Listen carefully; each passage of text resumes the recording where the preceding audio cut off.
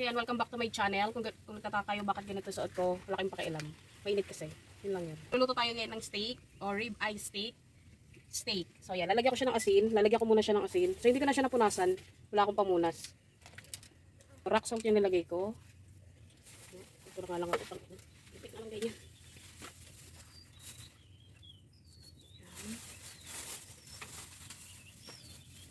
So dapat maraming paminta. Kasi kung nagaganyan sila, no? Bukod lalagyan nila ng asin, tapos pagtapos lagay ulit ng Oo. asin. So hindi ko na siya masyadong napunasan. Ang inang daming bangaw. Yan. So tagtarin natin siya ng paminta.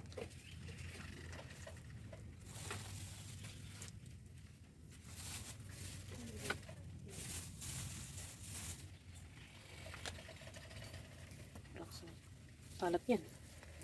So set aside natin siya. Isang butter.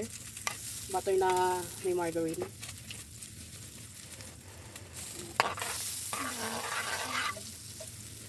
So gagamitin pa natin mamaya yan.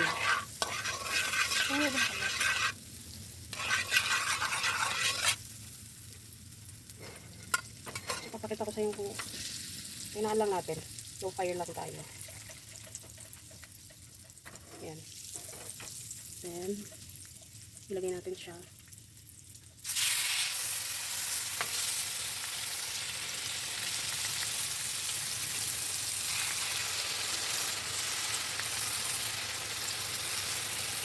Tapos ibigay ko yung bawang.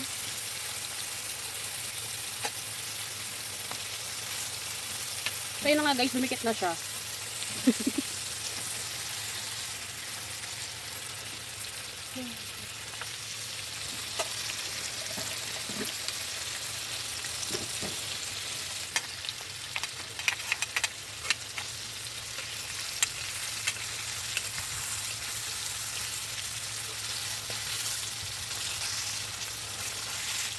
So first time ko lang tong magluluto nito.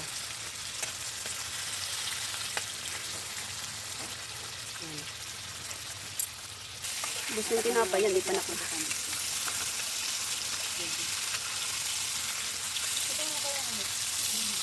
Ano yun?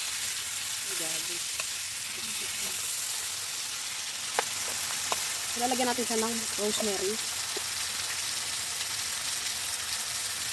Dahil wala tayong fresh na rosemary, ito ang i-rosemary natin.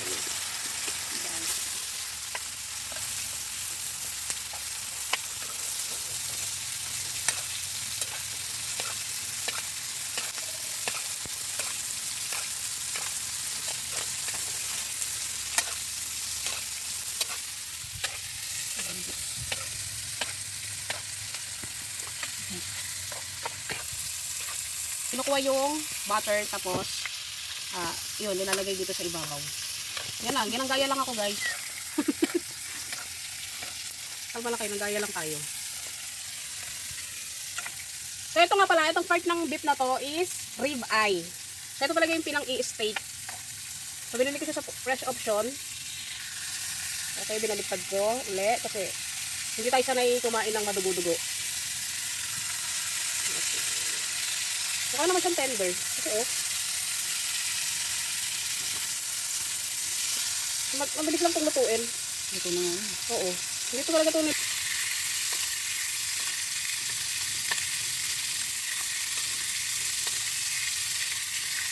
At ayun na nga.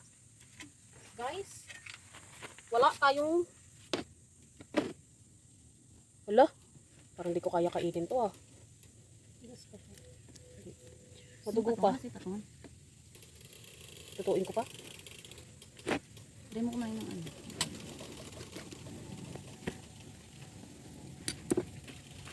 Ano ko nga kung ano. Yung tender ba?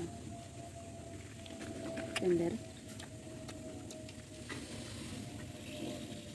Malabang. Hindi masago. Hindi.